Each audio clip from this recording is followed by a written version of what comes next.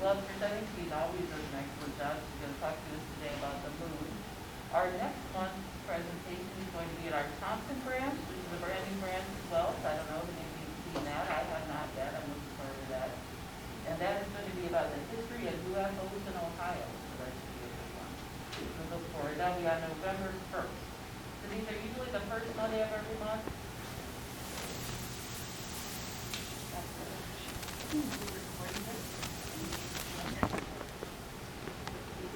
Oh, I have to be standing next to you. Oh, you have to be standing next to me. Hello. So, thank you for joining us. I can't think of anything else I do. I've kind of said all my things here now, but at this point I'm going to go ahead and turn it over to Jann so she can teach us today about the moon. Oh, we do have over there's a display. You can check out any of those materials on your way out of here today if you like. And there's also some flyers that you're welcome to, different flyers about the moon. So, all right. Well, thank you for joining us. And thank you, Amy, for always doing such a great job pulling together our Jog of Skywatchers meeting. And thank each and every one of you for coming this evening. You are here on a very special night. This could be one of the most significant nights in skywatching history. Anybody know why? 64 years ago, this very night, something happened. For the very first time, skywatchers that were looking up, what did they see? Something extraordinary. It was the first man-made satellite. Who said satellite? Wait a minute. Okay. This lady gets a moon pie. All right. It was the first man-made satellite, and it was called Sputnik. So today is Sputnik Day. And our presentation tonight is called Moonstruck. Now, Moonstruck isn't really an adjective that is used much anymore.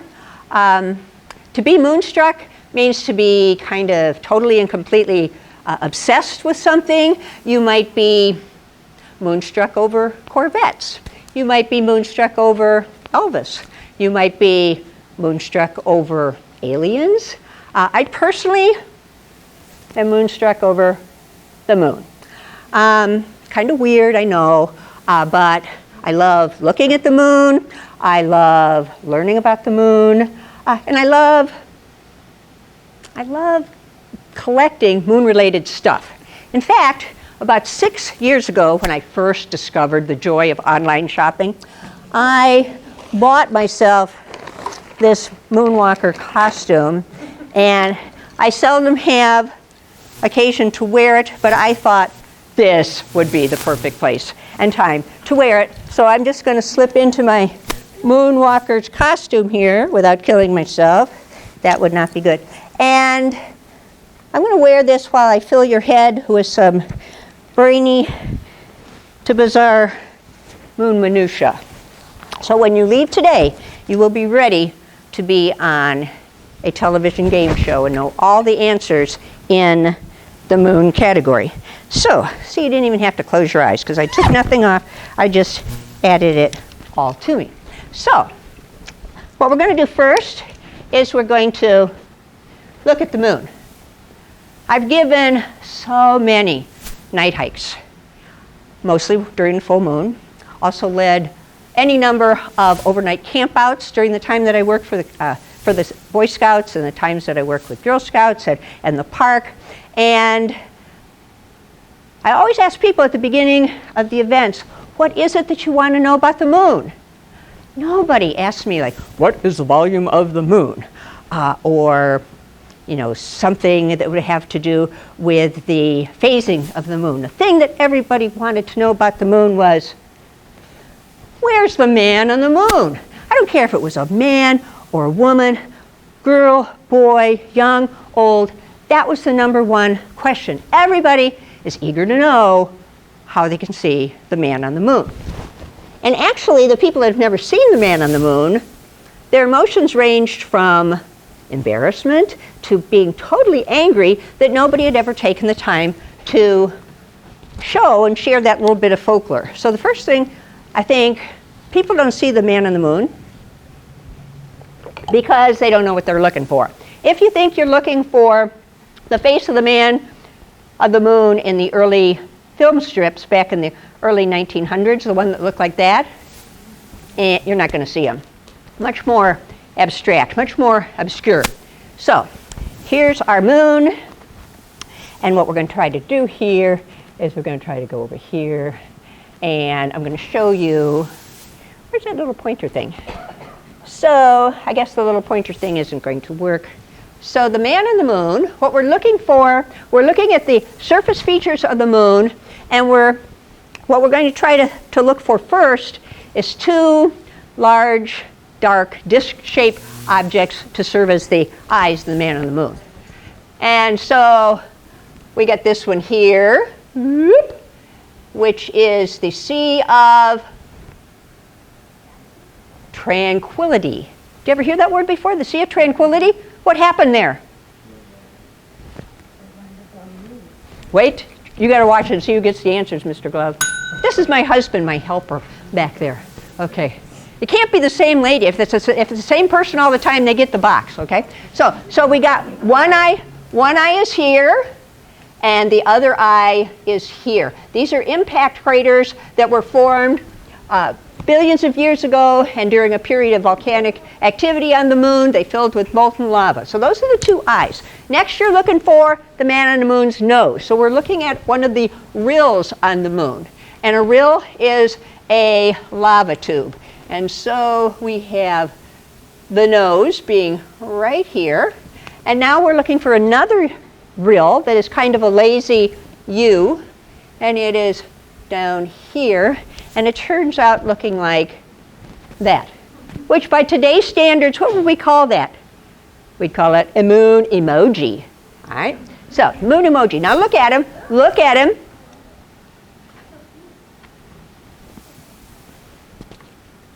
You still see him? Can you see him? Once you see him, you can't not see him. Now, if you want to take it up a notch, press your friends and neighbors, we're going to put pupils in the eyes of the man on the moon. It's really kind of cool. So the first one we're going to put right over here in the Sea of Tranquility, and we're going to put it right there. Hey, you know what happened there? That is where Apollo 11 landed. That pupil right there. Okay, now the next one we're going to put right up here. This is the Sea of Serenity, and exactly where that little dot is there is the Taurus-Littrow Valley, where the last Apollo mission landed, Apollo 17. So you got the man on the moon, and now you got the two pupils on him. But just because we see this man on the moon, you see him? You still see him? It is not the only version of the man of the moon that is seen around the world. In fact, a much older, much more widespread seen man on the moon looks like this. And it comes complete with a legend. You ready? Once upon a time, a long, long time ago, there was this really well-dressed church-going man. And he's walking to chapel, and over there in the field, close to the tree line, he sees somebody sawing wood and chopping wood and carrying wood on his shoulders. And he said, "Hey, what are you doing? Don't you know this is the Lord's Day? You're not allowed to do that." And the man says, the wood chopper over there, he stops and he says, "Well, it might be Sunday here, but it's Monday in heaven, and it doesn't make any difference anyway." And the church-going man, he's like really into the righteous indignation thing, and he says, "Whoa, you are going to see just how wrong this is." And all of a sudden, the wood chopper, poof, he disappears. He disappears. But when night fell, there he was, up on the moon, for all to see him forevermore, for the sin that he had committed for carrying wood on the Sabbath day and disobeying that commandment. Do you think it works? People that look up there are supposed to be reminded of not doing anything on Sunday. I think it worked for a while. When was the last blue law? Like in the early 60s, maybe? Maybe now the only people that go by this are the people that work for Hobby Lobby and Chick-fil-A, right? They still see this and say, can't go. But anyway, that's the story about that. Now, worldwide, globally, what is the figure that is most often seen in the man on the moon? It is not, or on the moon. It is not the man on the moon. It's what? What kind of creature? Who said? Gotta watch. Wait a minute. She is right. She said bunny, but rabbit, hare. Yes, it is a rabbit. So, around the world, a whole lot of cultures say a rabbit, and of course, it too comes with another get your act together type legend. So, there's these 4 animals that are friends, kind of unlikely friends. There's a monkey, there's a jackal, there's an otter, and there's a rabbit. And these unlikely friends meet on occasion to discuss the problems of the world. And they're trying to figure out how to make the world better. And they decide if they would only be nicer to other people, care less about themselves and be nicer to other people. So they adjourn their meeting and they all disperse, going off in different directions. And the monkey is the first. During the course of the afternoon and evening, all 4 of them eventually meet up with this beggar. And the monkey sees the beggar first. Hello. Just ed tech. Come on in. The monkey meets up with the beggar first. The monkey's been eating all afternoon. He's full of fruit. He has half a piece of fruit left, and he sees this poor beggar man. He says, I'm giving this to you. Next comes along the jackal. The jackal has been chewing on a lizard. It's really hurting his teeth. He sees the poor beggar man, and he says, okay, I'm giving this rest of my lizard to this beggar man. The next animal to come along is the otter. The otter sees the beggar man, and the otter goes down to the river where he remembers there were some dead and decaying fish. He brings one back and gives it to the beggar man. All really kind of nice gestures. The last one to show up is the rabbit. The rabbit sees how starving this poor man is, and the rabbit, though, has no food to give to the beggar man. So the rabbit jumps into the flames and is set on providing an entire meal for this starving man.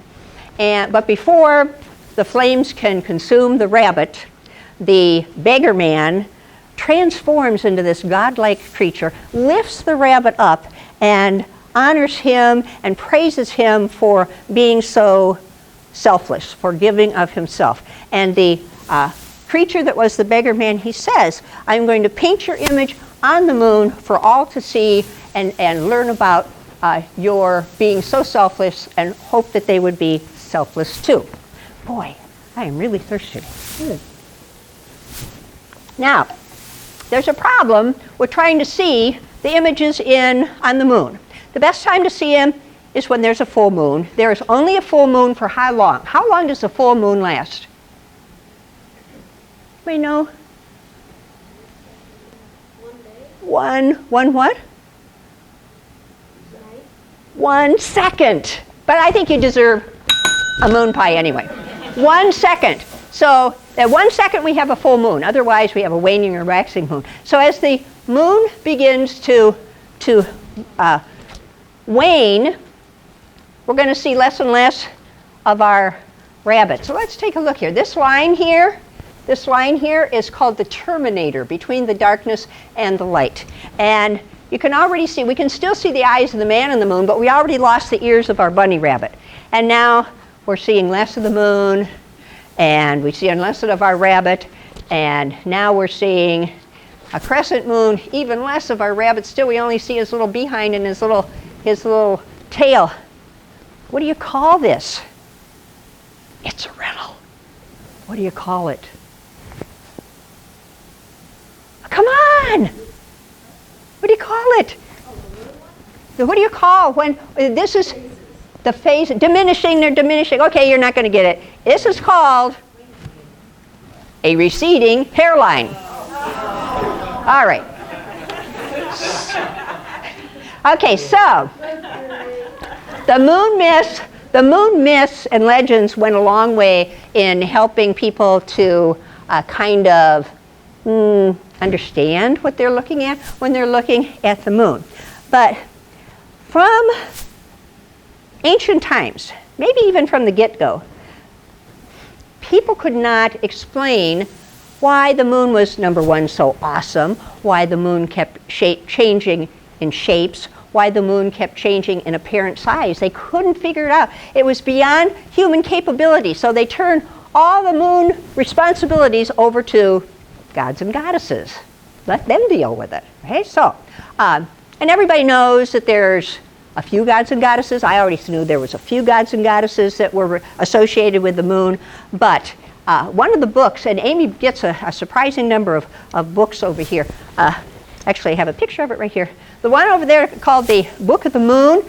This is like the coolest book ever. It listed 65 gods and goddesses that were moon gods and goddesses from all around the world. Now, lucky for you, I'm not going to go through all of them, but I am going to mention a few of them. The first one we're going to take a look at is this one here. We're looking at her for two reasons. First of all, what's sitting there on the crescent moon with her?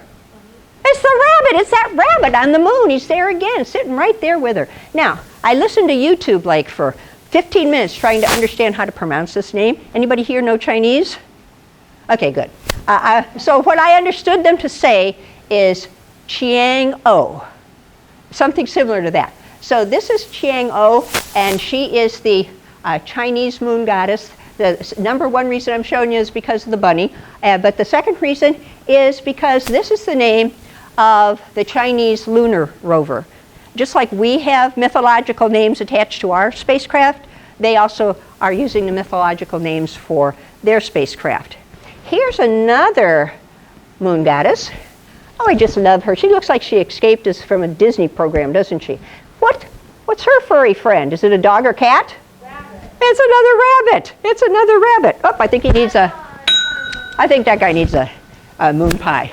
Who is this? This is the ancient Roman moon goddess. I think it's Diana, is that correct? She is an ancient moon goddess, but this is actually from whence we get the name lunar landing. This is Luna. It's the Latin word for moon. This is Luna. Did you ever know anybody named Luna? Yeah, it's an up-and-coming name. If you're old, you don't know anybody that was ever named Luna. If you're young, you do. In fact, I checked babycenter.com because my daughter was getting ready to have a baby and we were looking at names, and I couldn't believe it. Look, it said Luna is the number 9 baby name for girls in 2021. There's going to be a lot of Lunas out there.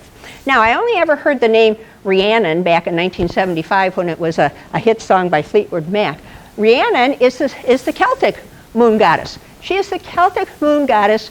You would think that having all those responsibilities, taking care of the moon, would be enough, but she has to kind of moonlight. She's also in charge of the fairies. She's the queen of the fairies, too. We got all around the world, we have these moon gods and goddesses.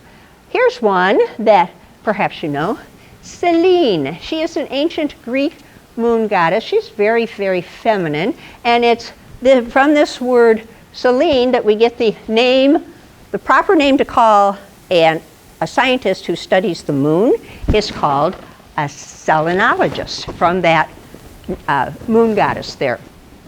The last one I'm going to show you is also a Greek moon goddess.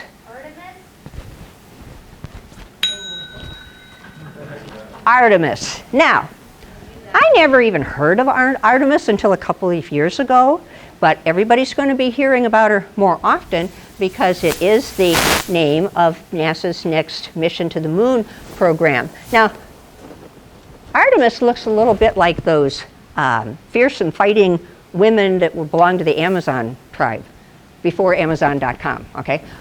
It was all in mythology. She looks really like definitely not a girly girl.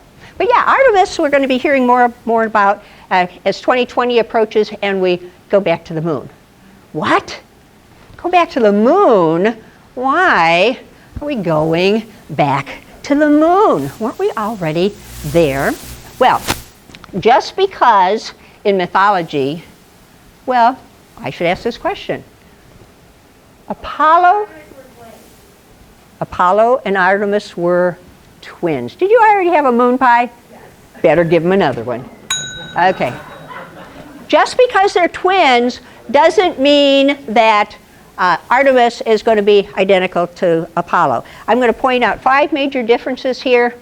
When Apollo went up, basically you can kind of describe it in 3 words. The unofficial mission was beat the Russians. We had to get there before the end of the decade to fulfill the president's challenge.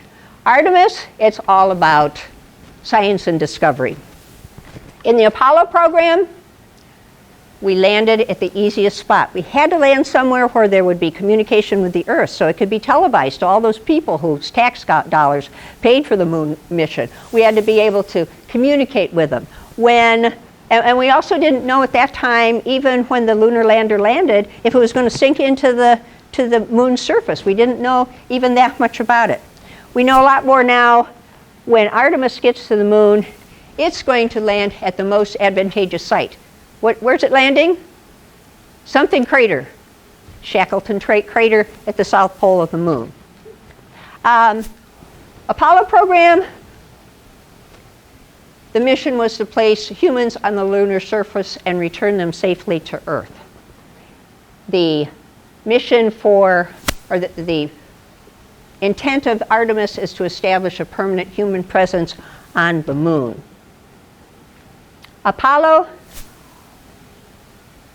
all the systems were untested. Everything was being used for the first time. Nobody had gone before. Everything was brand new. If you happen to have the opportunity to look at one of the old space capsules and look in the command modules, looks totally archaic. Unbelievable. It looks like dinosaurs might have used those. The new Artemis is going to have 50 plus years of technology that they'll be using, like the 3D printers that they can instantly make something with if it breaks. Just all kinds of computers. How about computers in Apollo age? They were just really beginning. Very early computers. And most of them were huge. They were minimized to go on the Apollo program.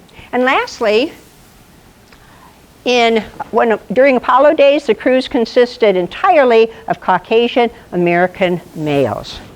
And in Artemis, the crews will consist of men and women and include diverse ethnicities. We won't know for a while who exactly it is that will be going to the moon on the Artemis program, but my guess is they will never be as well known as these 3 individuals here. Neil Armstrong, Michael Collins, and Edwin Aldrin. Especially when they're pictured together like this, they are almost always recognized around the globe, and it's been 52 years. That is just a tremendous accomplishment. Of the 3 up there, I want to talk about my favorite one, and that would be Edwin Eugene Aldrin Jr. You probably couldn't find a room full or fill a room with people that still remember this guy's name, because 33 years ago he kind of ditched the rather nerdy pocket protector type name of Edwin and adopted his childhood nickname, the way cool Buzz. And I love Buzz. I really love Buzz. Everybody needs to have a Buzz. I have 3, and I'm just, whenever I see one, I need another one. I just really love Buzz. Buzz is really cool. Buzz has never gotten any money from the royalties on Buzz Lightyear. However, he and Buzz Lightyear, the real Buzz and Buzz Lightyear have worked together quite a lot. Here, this is a picture from 2009. In this picture, Buzz is welcoming home Buzz Lightyear Buzz Lightyear had just spent 15 months aboard the ISS. And Buzz greeted him, and then there was a big parade at Disney World, and Buzz Lightyear was in a little tiny car, and Buzz Aldrin was in the car behind him, and it was kind of like a ticker tape parade. Buzz Aldrin is like a really, really interesting person. He has so many moon tie-ins. About 6 years ago, this went viral when Buzz Aldrin tweets this. My mother's maiden name was Marion Moon. I guess it was destiny. Thanks for being the best mother a boy could ask for. Isn't that nice? I cry every time I think of that. Now, of course, Buzz also had a dad. His dad didn't have any spacey kind of name. However, it was his dad, who, by the way, worked very closely with Billy Mitchell, the great aviator from World War II. Buzz's dad took Buzz up for his very first airplane flight when Buzz was 2.5 years old. Can you believe it? That is amazing. That wasn't when they had this was in a two-person plane, and Buzz is sitting on his dad's lap, and there's no shield over the top. That'd be scary. I mean, just thinking of a 2.5-year-old.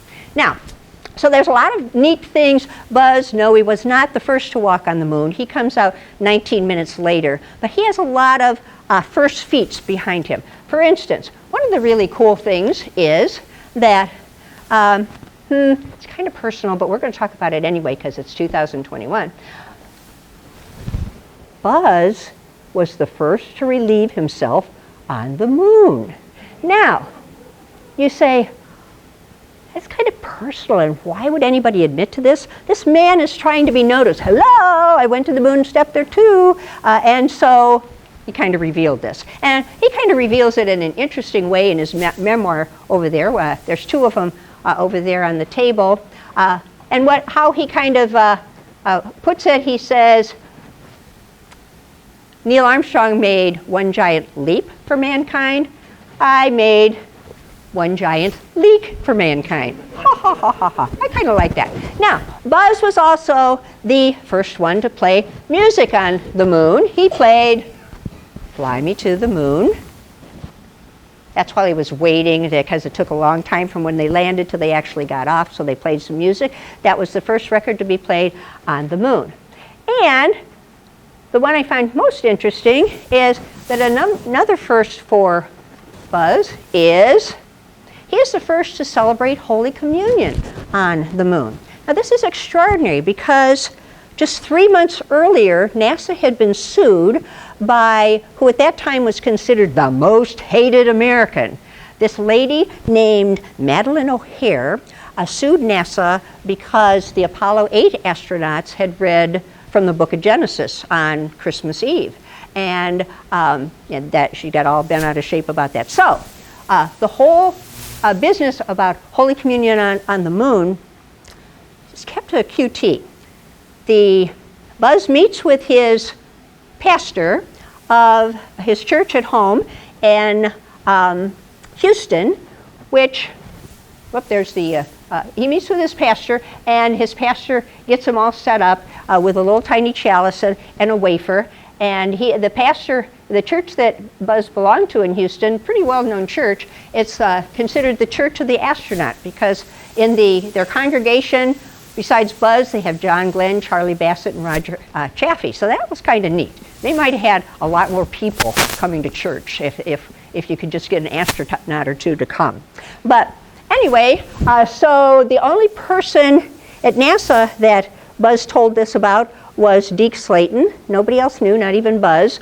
It was not broadcast to the whole world. Buzz simply asked for everybody in their own way to thank whoever it was that they believed in for this extraordinary event. And all the scripture readings and such that had been broadcast to the world during Apollo 8, he privately said to himself inside the capsule. But kind of an interesting first. Now this first here has to do with not first thing that he did, but the #1 picture from all the Apollo programs that is kind of used to portray the entire Apollo programs, kind of like the raising the flag at Iwo Jima kind of is used when you say World War II, and there's a picture of the flag raising at Iwo Jima as if that was the only thing that ever happened. So this is the picture that is most often used when they talk about Apollo flights in textbooks.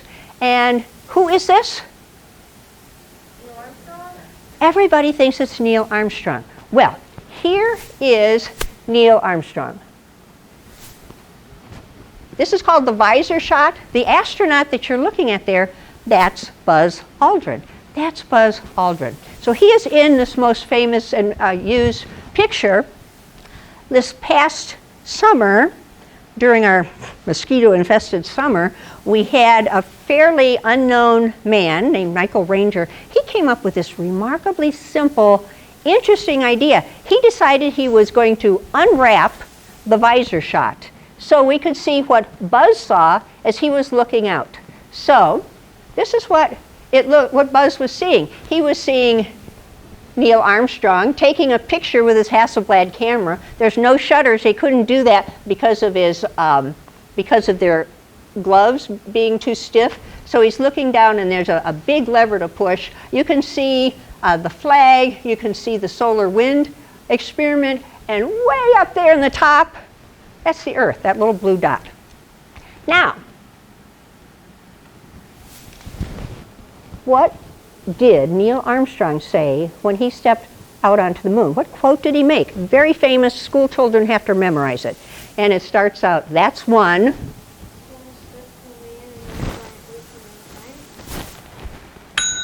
He got it exactly. That's one. Let's say it together. That's one small step for man, one giant leap for mankind. And what did Buzz say when he got out of the capsule and steps on the moon? Poor Buzz. Again, another proof. He just doesn't get any credit.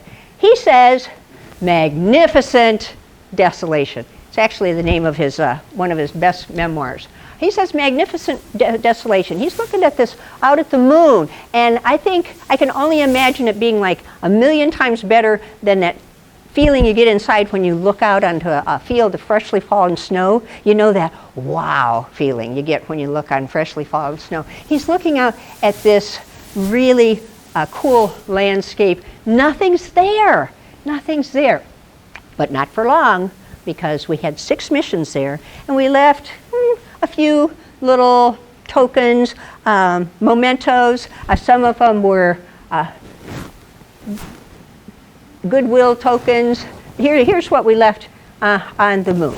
A mission patch from the ill-fated Apollo 1, a small silicon disk, goodwill greetings from 73 nations. You can read it. We're going down and down and down. Oh, a lot of people don't know that we left a feather there from a falcon to represent the Air Force. I think that was maybe Apollo 15. But I want to focus on the 6 American flags were left there.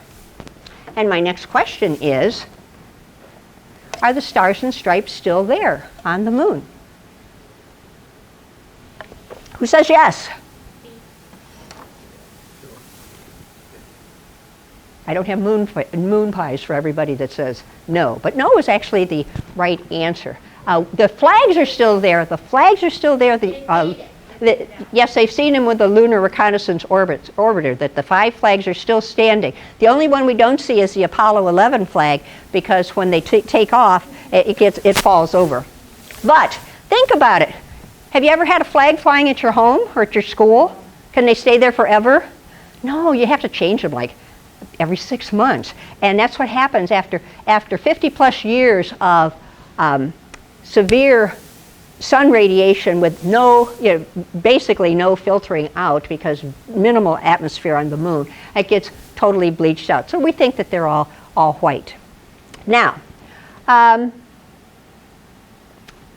when those of us, how many of you here, and I can almost point you out, but raise your hand if you got to see the moon landing. This is like the only time people really say, oh yes, I'm old, I saw it.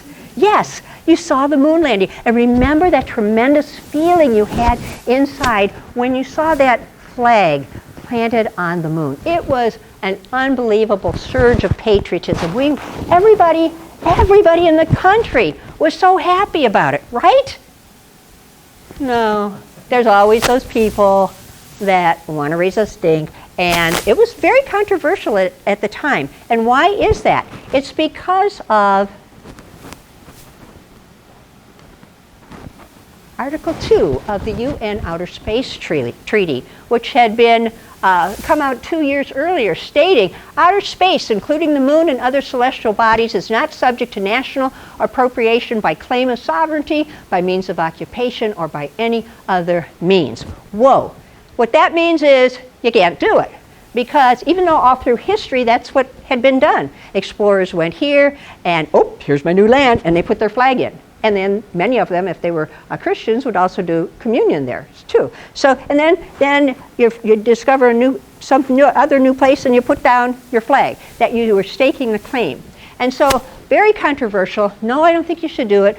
Hey, I got an idea. We're going to put flags from every single country in the world on the moon. Yeah, wouldn't that look great? It'd look like all those houses you're going past now that have 150 inflatable Halloween things in their front yard, and their front yard is like, you know, 1/8 of an acre. But anyway, it was very controversial at the time, and if you do have an extra 45 minutes sometime in your life, this is really an interesting article to read, where no flag has gone before.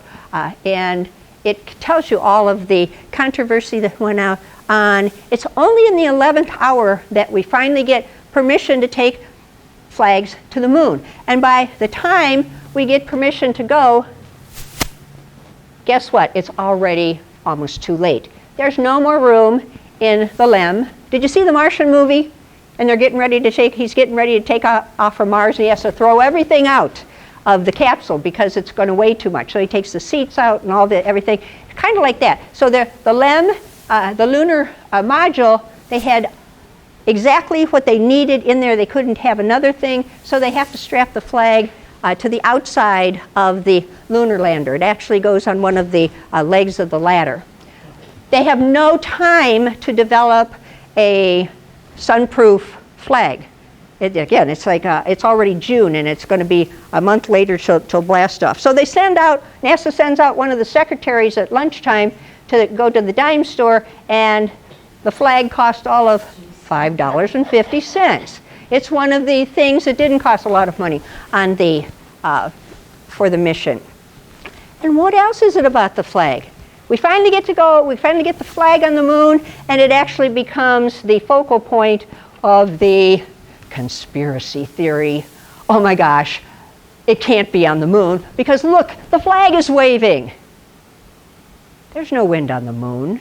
But they did have enough time to think it through, and so not only did it have your standard flag pole, it had a crossbar at the top and a little seam up there to get the flag to stand out. However, they couldn't get it to come out completely, so it looked like it had like a little ripple in, kind of like your clothes do. Yeah. And so it looked like it was waving. Kind of interesting. Now,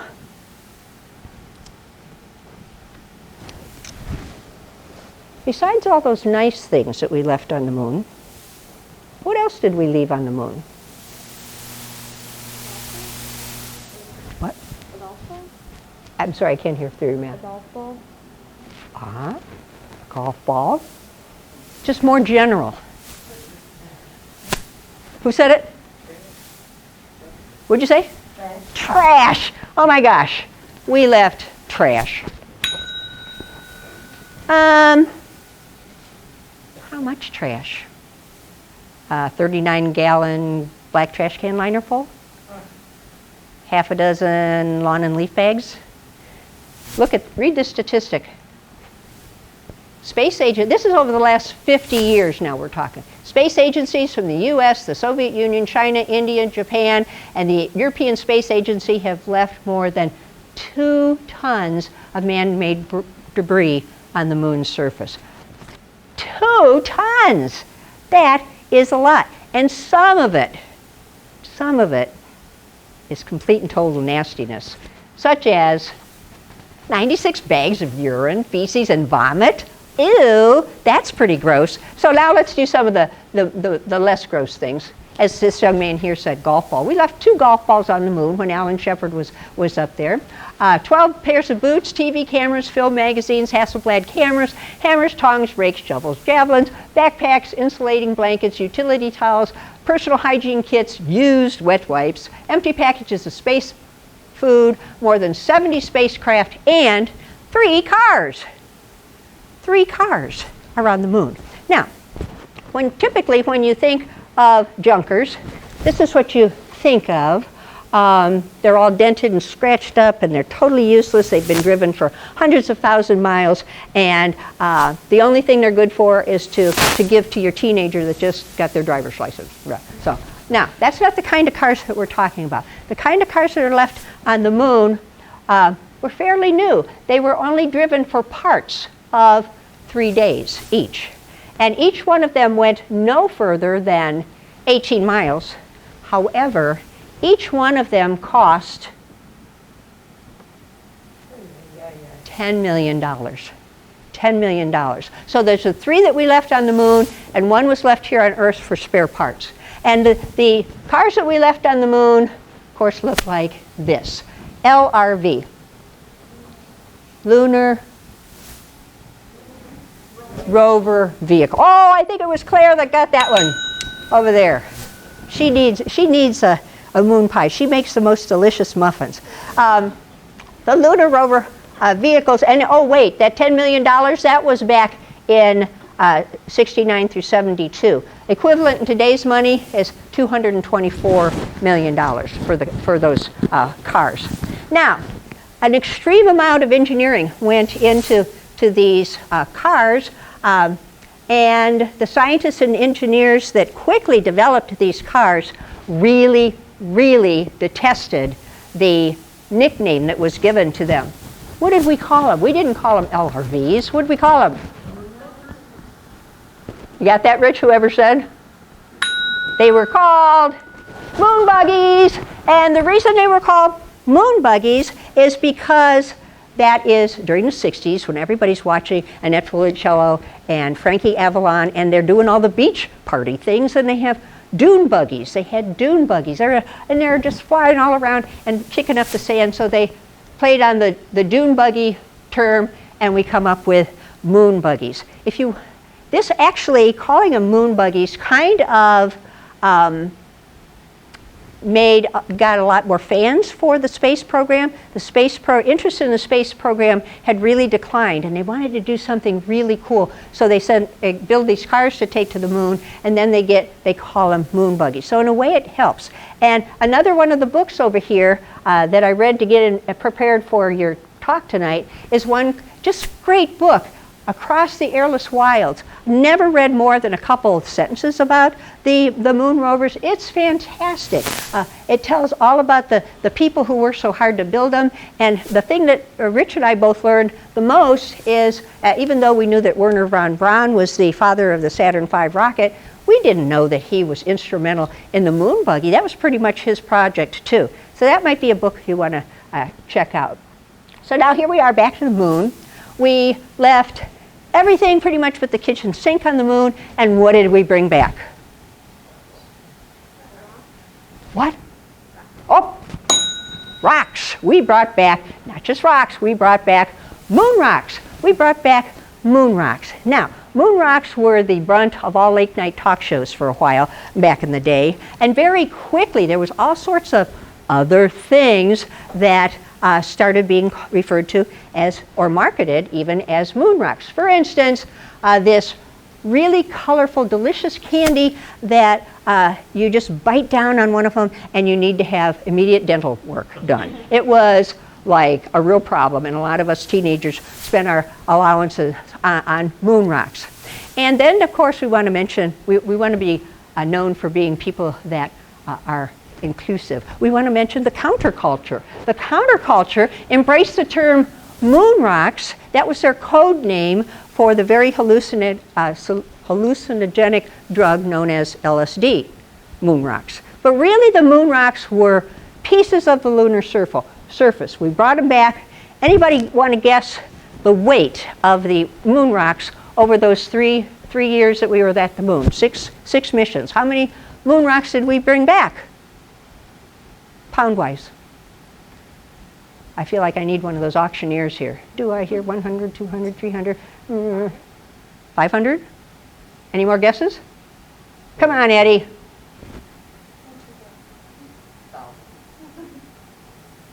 Anybody else want to guess? Oh, the moon pie goes to the man who guesses 1,000.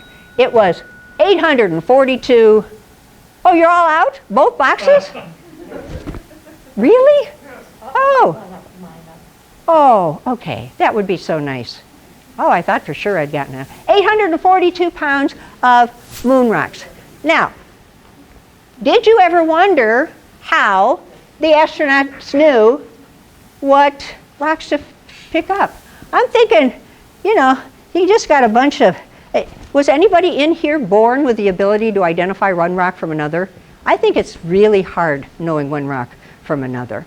And there was only one of the Apollo astronauts, Harrison Schmitt, that was actually a geologist. He's on Apollo 17. The rest of them, they had absolutely no idea what was going on with rocks. So check out this. This is the syllabus of the Apollo astronauts. They have these courses to take, and look which one, almost a quarter of their time is devoted to learning geology. Now, here's the guy that they learned from. I would never recognize his face. He looks a little bit like Walt Disney with the mustache going on there. You'll recognize his name, though. Dr. Eugene Schumacher. Anybody remember that name? Back in the mid-70s, or mid-90s, excuse me, right after our new ballpark, Jacobs Field, had opened, we heard a lot about the Schumacher-Levy comet.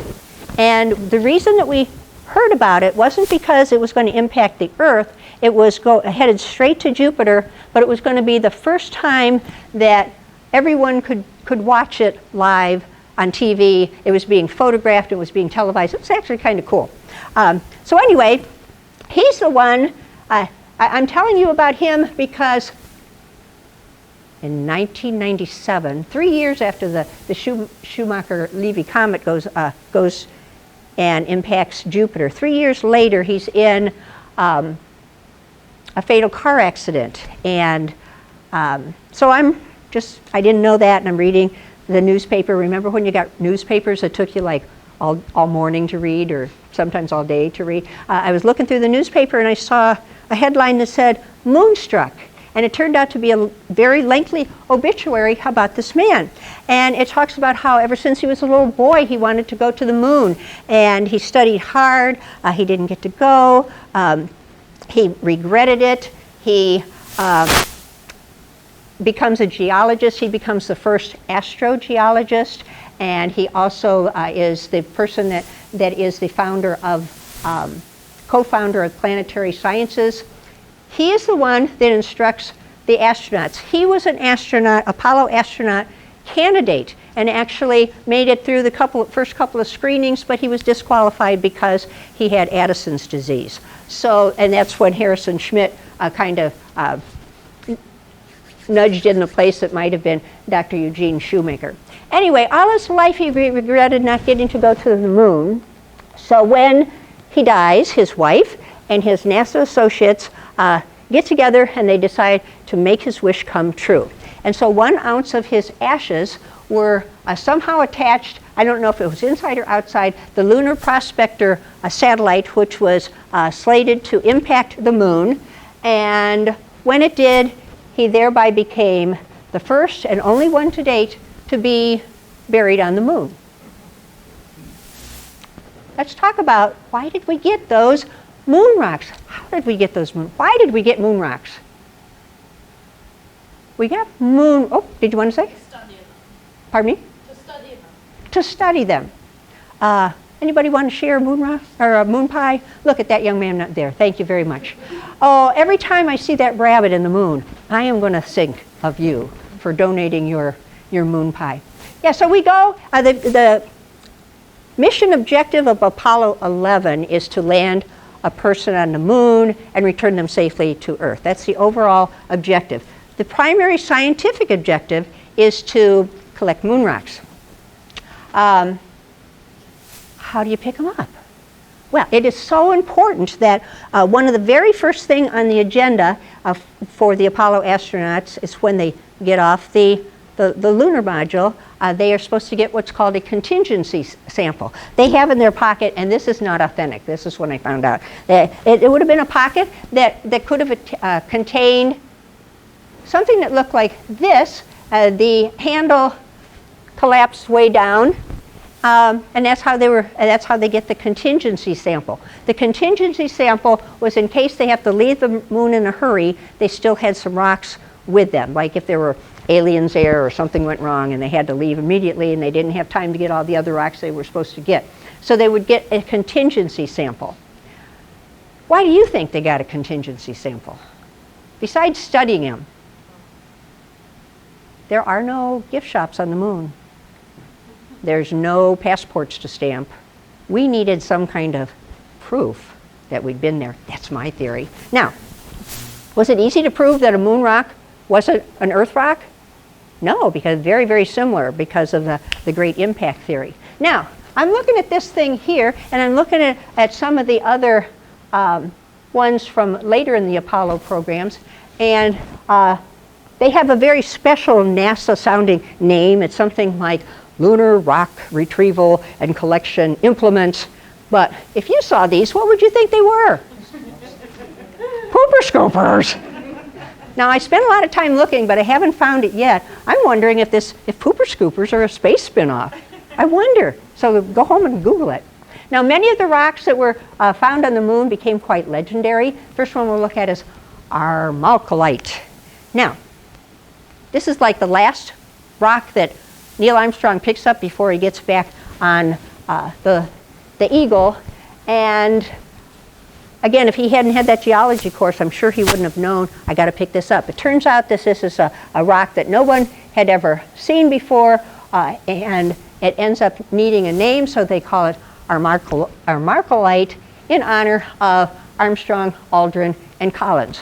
Even though Mike Collins didn't want credit for it. In fact, in his book, the only one that we weren't able to get on display tonight is called Carrying the Fire. It is the memoir of Mike Collins, the guy that ends up circling the moon, that nobody remembers his name. He, numerous times in his book, he said, I hated geologizing. That's what he called it. So he wasn't too fond of having that on there. Here's another famous moon rock. This one, it was found Apollo 15 by James Irwin and David Scott. Does anybody recognize that? It's even hard on pictures to recognize it. This is the Genesis rock, which is one of the original rocks from when the moon was created. Extremely cool thing to go look at moon rocks. Anybody ever see or touch a moon rock in here? You don't get any moon pies? Okay. You really ought to do it. Now, the big repository of moon rocks is in Houston at the Johnson Space Center, but much closer we have the Great Lakes Science Center downtown has a moon rock, and the Glenn Visitor Center. It's really kind of neat. They don't look different, they don't really feel different, but you just kind of got to adjust your brain and think, oh, it came from 250,000 miles away and it was once on the moon, and it's kind of cool. Now, it is, whoops. What happened? It is illegal to own a moon rock. Private citizens are not allowed to have moon rocks because they are national treasures. And if you're just wondering if you could get in trouble, I suggest this book with a very unusual name, but it is called Sex on the Moon. It's over here. It is wonderful. I've read it 4 times. It's about the young NASA intern who decides he's going to steal some moon rocks, very minimal amount, and he is actually being interviewed and telling this account why he's serving his very long prison term. Very, very interesting. Now, 2 weeks ago, we were on vacation in Washington, D.C. Thank you very much, Mr. Glove, for taking me there. On 2 Sundays ago, we worshiped at the National Cathedral in Washington, D.C. I wanted to go there specifically to see one of the 230 stained glass windows. This one right here. Anybody ever been there to see it? Unbelievable. This is called the space window. It's called the space window because there's a moon rock in this window, right smack dab in the middle, right there. And it was this moon rock in this window is the only moon rock that NASA has ever given to a non-governmental institution. So it's really, really cool. This window was presented, actually purchased by the director of NASA during Apollo 11, but it is presented to the church at a very special ceremony at the 5-year anniversary of Apollo 11. This had to be a Polaroid picture because I couldn't get it to focus anything I did. But there you see a very young Buzz and Neil Armstrong and Mike Collins with as they read the proclamation for this special 5-year anniversary. The window was installed and then the moon rock was installed later because it's all in this little sealed packet. But it has been over 50 years. We're still studying moon rocks, still finding out some interesting things, still finding out, one of the cool things, of course, is that they found traces of water on the moon. Certainly not enough water to fill a river wider than a mile that we hear about in this song, Moon River, as it's first sung for the movie Breakfast at Tiffany in 1961. The very following year, 1962, is when it becomes famous, when it's released by this guy here.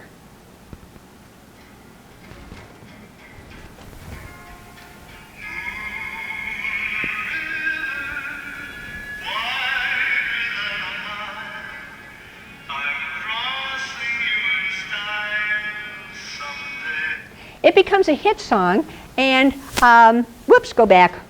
It becomes a hit song, and it's also Annie Glenn's favorite song.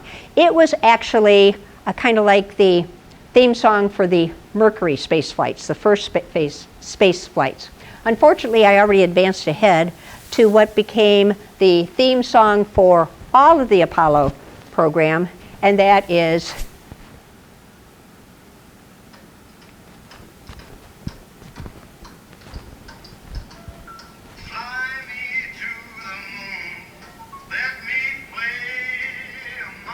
Old Blue Eyes. Okay, now, the interesting thing about Fly Me to the Moon, it was actually released in 1954. And it was re-released numerous times over the next 9 years. And each time it was released by some pretty famous singers like Johnny Mathis and Peggy Lee and Edie Gourmet. They all released this song on their albums. And they released it under the title, In Other Words, because they keep saying that. They say that like 7 times in this song. They only say Fly Me to the Moon once in this song, at the very beginning that you've already heard.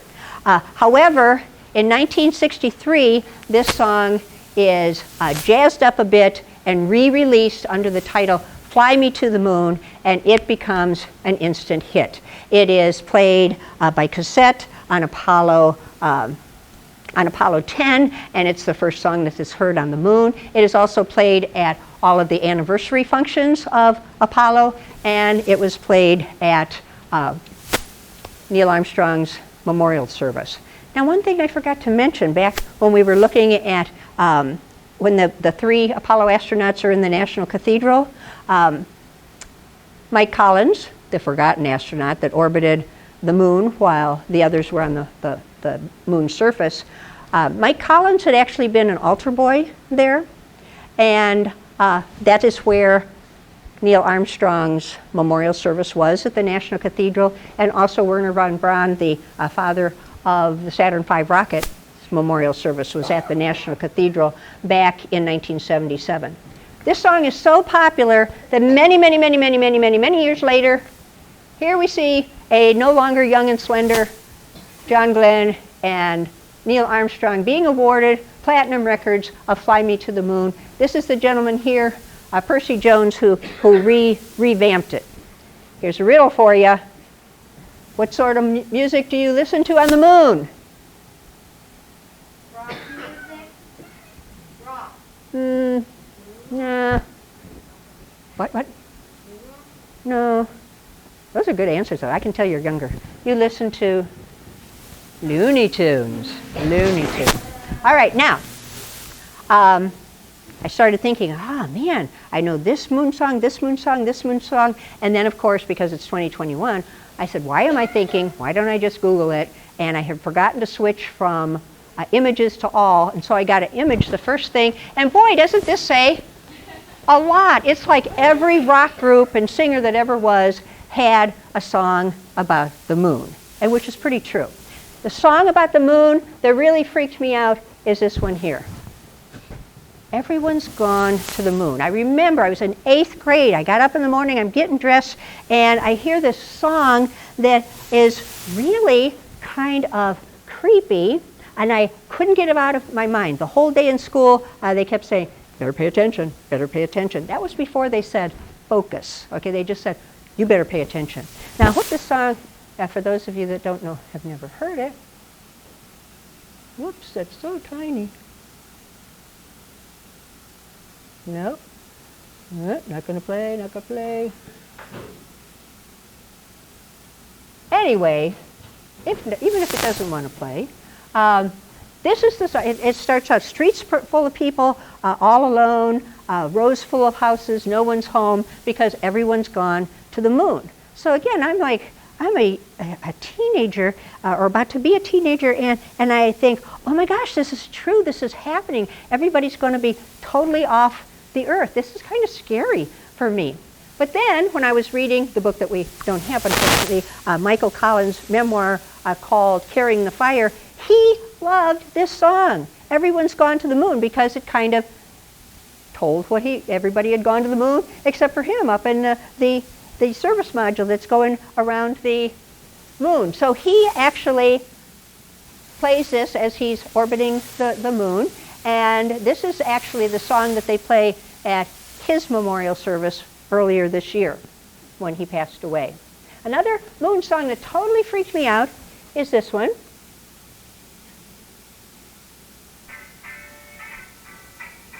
It's called Bad Moon Rising. I love the tune. I can understand it perfectly. I see troubles on the way.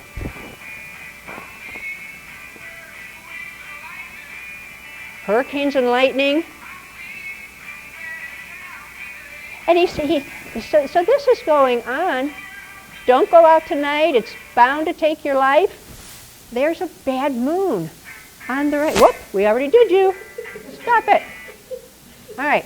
So I asked my mom and my grandpa and my teachers at school and some of my friends, what does that mean, bad moon on the rise? There was no entry for it in the World Book Encyclopedia. They didn't deal with that kind of thing. So I didn't really know what it was about. And I certainly didn't know why they kept saying this.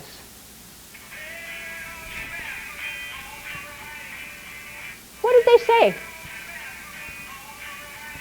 They say, there's the bathroom on the right. That's the only, I thought, okay, so there's all these terrible bad things that are happening, and there's the bathroom on the right. All I could think of was like when you get really scared and, things go kind of crazy inside of you. Yeah, and so I didn't want to admit this to all my friends. I think this is kind of a weird rock song, but I was very, very happy to find years later that the Jim Fogerty even poked a little fun. It might be one of the most misunderstood lyrics in rock history. He purposely sang, there's the bathroom on the right, and pointed that way in one of his more recent concerts in the last 10 years. So it wasn't just me that didn't understand. Why are they saying there's the bathroom on the right? I think there's some law that forbids a person talking about the music on the moon without mentioning this iconic album. Anybody have this album at home? Yeah. I hope you save it because it's probably worth a lot of money. Dark Side of the Moon, estimated 50 million copies sold, and it was on the Billboard charts for 741 weeks from 1973 and 1988, and it's still selling. It's still doing really well selling. It was really a landmark in recording history, but it really set back the scientific world. Walter Cronkite had spent so much time trying to teach America what was happening on the moon and explaining how that the sun was shining and all around the moon, and then that song Dark Side of the Moon came out and kind of messed the album kind of messed everybody up. But despite the significance of this particular album, Pink Floyd has a much closer connection to the moon. This, by the way, is our last slide. Pink Floyd has a much closer association with the moon. Those of us that watched the moon landing, we watched it on a TV that probably looked something like this. And there was a lot of dead air, and there was a lot of what was happening, and then you're just kind of watching it. Well, it was not the same in England. The Beatles had actually commissioned Pink Floyd to do live soundtrack music behind the lunar landing, and it was actually called. Here's a little bit of it. Ooh, kind of spooky sounding. It sounds very Pink Floyd. It is not on any of his albums unless you get one of the bootleg albums. You can listen to it.